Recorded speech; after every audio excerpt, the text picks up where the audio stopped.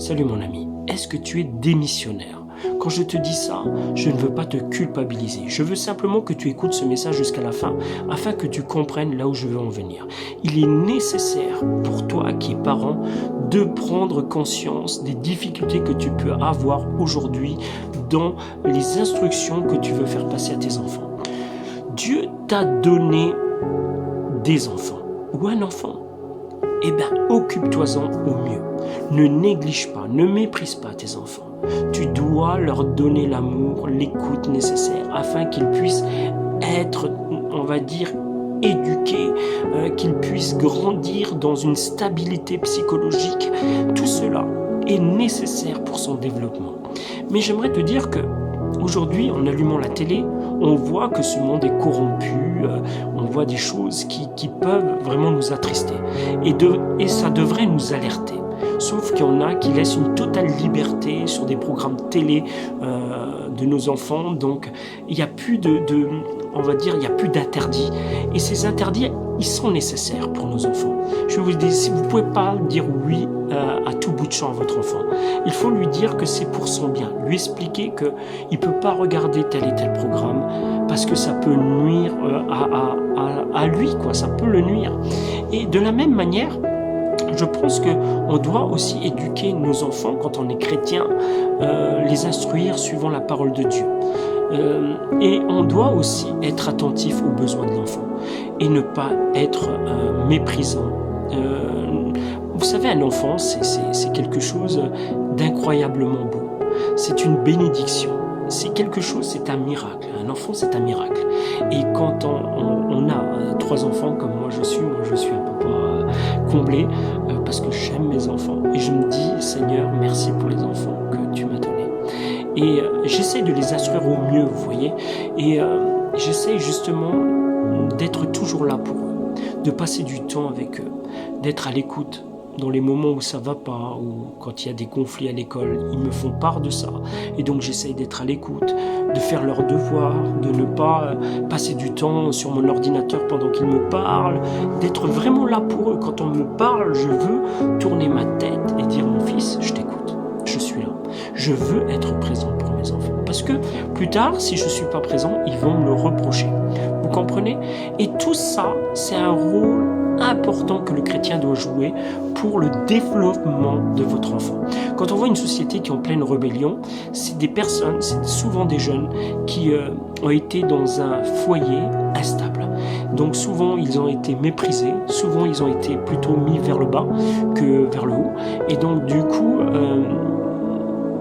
ces enfants n'ont plus de repères. Et aujourd'hui, on voit que cette société a oublié en fait toutes les lois que Dieu nous a données. En fait, le monde, on parle même du gouvernement, les a complètement rejetées. Vous comprenez? Donc, on parle de mariage homosexuel, quand on parle de certaines choses, effectivement, ça peut nous choquer, et je le comprends. Mais il n'y a rien de nouveau. Il n'y a rien de nouveau. On fait avec, on doit prier. On ne fait pas partie de ce monde. Donc, si on se dit de ne pas faire partie de ce monde, nous devons être des gens qui doivent prévenir, des gens éveillés, nous devons prévenir les autres, comme je le fais maintenant.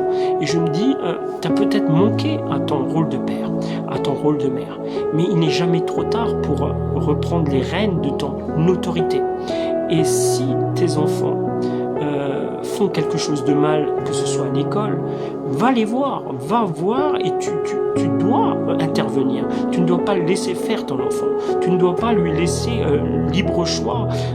S'il commet quelque chose de grave aujourd'hui, alors qu'il est mineur, qu'est-ce que ça doit être quand il va être adulte? Donc, à un moment donné, tu dois prendre conscience des dangers quand il est mineur et de se dire, non, là, tu vas trop loin, je ne suis pas d'accord, tu dois intervenir. Tu ne dois pas être